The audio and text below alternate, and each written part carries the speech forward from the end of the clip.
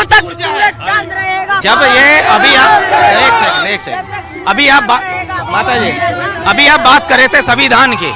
Parliament के अंदर एक मंत्री कहते हैं कि 400 पार हमें कराओ और हम संविधान को बदल देंगे। ये आप पूरी जनता देख रहे हो। वो एक मिनट नहीं सही तो करना पड़ेगा, आपको सही करना पड़ेगा, आपको सही करना। मेरी बात सुनिए, नहीं आप ये सिर्फ उन्हीं की बात है, ये सब इन्हीं की बात है, ये इनके भविष्य की बात है, ये हमारे भविष्य की बात है। नेताजी हमारी बात सुनिए। पहली बात तो ये बयान किसी केंद्रीय मंत्री ने नहीं दिया। ठीक। दूसरी बात वीडियो दिखा दूं आपको, मैं बता रहा हूँ आपको ना, और मैं आपके चैनल के माध्यम से बता देना भी ये विचार। भाई सुनिए, एक मिनट आप मेरी बात। ज्योति मिर्धा का बयान है राजस्थान से संविधान बदलने के लिए, ज्योति मिर्धा का, और बेंगलोर से आया एक सांसद का। अरे उनका टिकट भी कट गया। अरे टिकट करने उनकी भावना तो है आरएसएस की यही, अब संविधान खत्म कर देंगे, हमारी 400 सीट आ गई तो इसमें कोई तो मिशन है उनका। बात करते हैं, एक पर्चा तो उनका मिशन है, उनका मिशन है संविधान खत्म करना है। धीरे धीरे कितना खत्म कर दिया, क्या छोड़ा संविधान में। अरे अभी देखिए, आपने गृह मंत्री अमित शाह का बयान कल ही परसों का सुना है। उन्होंने कहा न बदले, ये सब झूठा है। वो जो कहते कुछ है करते कुछ है, अंदर कुछ चलता बाहर कुछ चलता। अच्छा बहन जी का पार्टी का क्या हुआ? किसका? बहन जी का पार्टी का क्या? बहन जी की बात अलग, मैं तो इंडिया गठबंधन की बात कर रहा हूँ। इंडिया गठबंधन ठीक है, बेस्ट बेस्ट। वो बहन जी को छोड़ के इंडिया गठबंधन में चले गए।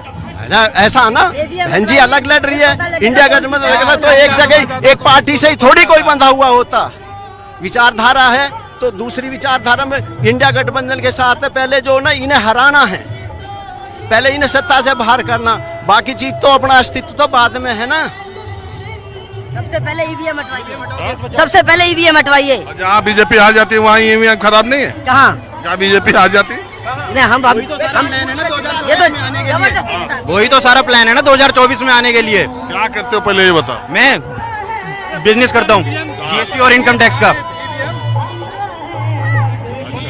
आप कहाँ से आए? नोएडा सेक्टर 40 से। क्या बोलना चाह रहे हैं? हमारा मुद्दा कुछ भी नहीं, हमारा ये कहने का मुद्दा है, सुप्रीम कोर्ट ने जो भी कहा इलेक्ट्रॉनिक बॉन्ड के थ्रू में 6000 करोड़ रुपए बीजेपी के पास आया है, और उसमें आपको भी पता है कि उन लोगों के पास कहां से पैसा आया हुआ है। बीजेपी इसको लेकर के क्यों नहीं बोल रही है? और बीएसपी सिर्फ एक ऐसी पार्टी है जिसके पास जीरो रुपया आया है। तो आज के टाइम पे आप अपने न्यूज के माध्यम से क्यों नहीं दिखाते हैं कि बीएसपी आज के टाइम पे सबसे ईमानदार पार्टी है? आप ये चीज बताइए। बोलिए। हाँ जी। अब सुनो, 6000 करोड़ बीजेपी को करीब आधा के करीब मिला। इलेक्टोरल बॉन्ड में आधा बीजेपी को या उससे थोड़ा सा ज्यादा, बाकी में दूसरी पार्टियों को मिला।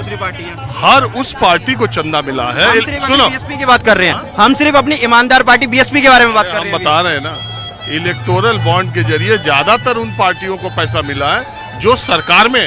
अगर आप टीएमसी को देखो, कितना हजारों करोड़ मिल गया। कब? जब उनको मिला है, हम आपसे एग्री कर रहे हैं, लेकिन जो पार्टी अभी सत्ता में बैठी हुई है और 20 राज्यों में, तो आप उनके बारे में क्यों नहीं बात कर रहे हैं? हम तो जो सत्ता पे बैठी हुई है बीजेपी, उनसे सवाल करेंगे ना। तो कह रहे हैं कि उनको मिला है ज्यादा, और उसमें बहुत सारी ऐसे सीधे चीजें हैं कि जिसको ठेका मिला उसने इलेक्टोरल बॉन्ड पहले खरीदा, बाद में उसको 140 रुपए का इलेक्टोरल बॉन्ड अप्रैल में देता है, मई में उसको 14,000 करोड़ का ठेका मिलता है। जिसको सीबीआई और इनकम टैक्स और ईडी के छापे पड़ते हैं, वो जाकर के इलेक्टोरल। ईमानदार पत्रकार इनके लिए जोरदार। अरे सुनो यार, ये मैं बोलता है, ये सब हम किसी को सर्टिफिकेट की जरूरत हमको नहीं है। मैं ये कह रहा हूँ कि ये सब चीजें डोमेन में है और सब लोग जानते हैं। फार्मा कंपनियों ने कैसे दिया। मैं ये कह रहा हूँ कि बीएसपी को चंदा कौन देगा जब वो सरकारी में नहीं है? सरकार में आज तो मानते हैं ना, बीएसपी आज के टाइम पे तीसरी सबसे बड़ी राजनीतिक पार्टी है, तो आपके बीजेपी को आज ये चीज बोल रहे हैं कि कमजोर पार्टी है वो। बीजेपी का दलित वोट अभी भी उसके पूरा साथ है। अब आए आप कमजोर और दूर की बात छोड़ो। पिछले 2 चुनाव में, बल्कि 3 चुनाव में, 2014 में उत्तर प्रदेश में बीएसपी 0 हो गई। 2017 के चुनाव में उसे 19 सीटें मिली, 22 में 1, 2019 में गठबंधन से उसको 10 सीटें मिली। 2024 में मायावती ने जो कैंडिडेट जगह जगह भी उतारे हैं, कई जगह तो वो इंडिया गठबंधन के लिए नुकसानदेह है, कई जगह बीजेपी के लिए नुकसानदेह, और कई जगह मजबूत कम से कम मेरे देखने में 15 सीटों पर बीएसपी मामला आपको क्या लगता है? देखिए, सुश्री बहन कुमारी मायावती जी का कहना साफ साफ है और साफ शब्दों में कहा है कि गठबंधन से कभी भी बीएसपी पार्टी को फायदा नहीं हुआ है, क्योंकि हमारा जो वोट बैंक है वो सीधा सीधा दूसरी पार्टी को ट्रांसफर हो जाता है। लेकिन जैसे करके जो सपा का वोट बैंक हो गया या बीजेपी का वोट बैंक हो गया, वो कभी भी बीएसपी की तरफ नहीं आता है। इसलिए बहन जी इस बार सीधा सीधा अकेले हैं, या आर या पार, या तो फिर 30 या 40 सीट है या फिर सीधा 0 बस। और उनके वोटर अभी उनके साथ ताली ना बजा साथ में है। आप देख रहे हैं 14 अप्रैल का दिन है, वोटर उनके साथ में है।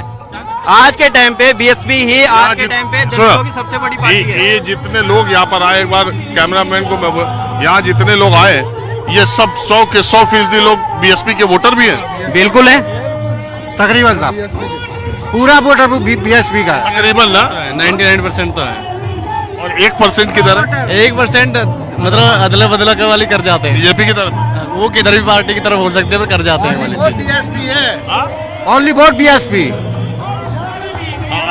आप बीएसपी ओनली वोट बीएसपी। अरे चंद्रशेखर आजाद वाले भी हैं कुछ? नहीं, चंद्रशेखर आजाद है मगर वो दूसरे टाइप के, उनका काम करने का तरीका अलग है, बहन जी का अलग है। बहन जी जो काम करती है वो सोच समझ के काम करती है। बहन जी तो हमारा तबका जो है ना दबा कुचला तबका है, इसलिए वो लड़ाई नहीं चाहती। वो चाहती है कि हम आगे बढ़े, वोट के आधार पर आगे बढ़े। बहन जी तो सोशल मीडिया पे रहती है, चुनाव आता है रैली करती है, बाकी तो सड़क पे नहीं। चंद्रशेखर तो हमेशा वोट हमारी पक्की है, हमारे समाज की वोट कहीं जाने वाली नहीं है। कोई हम डंके की चोट पे कहते हैं, दूसरा समाज जुड़े ना जुड़े, लेकिन हमारा समाज जुड़ेगा।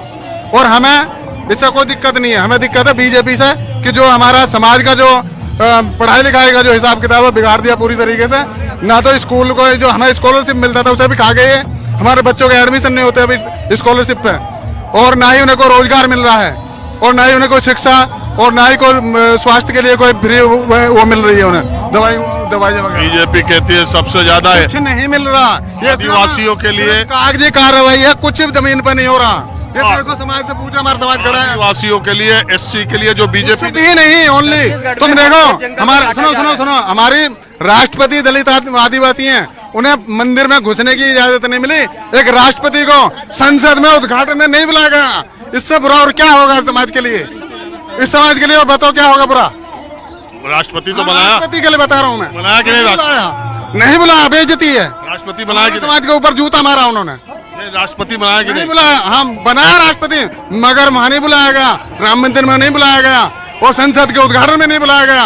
कहीं पे भी बड़ा काम होता है सिर्फ मोदी करते हैं, हमारे राष्ट्रपति को नहीं बुलाया जाता है। अगर कोई बात हो गलत कर रहा हूं तो इस बात पे जोर दीजिए, दिमाग से लगाओ आप। हमारे समाज का पूरा अहित हो रहा है इस समाज के। अयोध्या रामलला मंदिर मंदिर मस्जिद में हमें क्या मतलब, हमें क्या मिलेगा? हमारे बच्चे पढ़े लिख रहे हैं, हमारे बच्चे एमटेक बीटेक कर रहे हैं, उन्हें कोई नौकरी नहीं मिल रही, हमारे रोजगार नहीं मिल रहा। हमें रोजगार चाहिए, हमें मंदिर मस्जिद कुछ नहीं चाहिए, हमें चाहिए रोजगार, शिक्षा और स्वास्थ्य। हिंदुओं की आस्था की हिंदुओं बात, का आस्था कुछ नहीं है, ये सब बकवास है, ढकोसला है, कुछ नहीं है। हिंदू बिंदु कुछ नहीं है, सब हम एक हैं। ये हमें बांटा जा रहा समाज को, पूरी तरीके से बांटा जा रहा। शिक्षा के ऊपर जोर देना चाहिए, हो चाहे कोई भी हो। हमारे पास में हथियार क्या है? सिर्फ शिक्षा का, जो बाबा साहब ने दिया हमें, उससे बड़ा कोई हो नहीं सकता।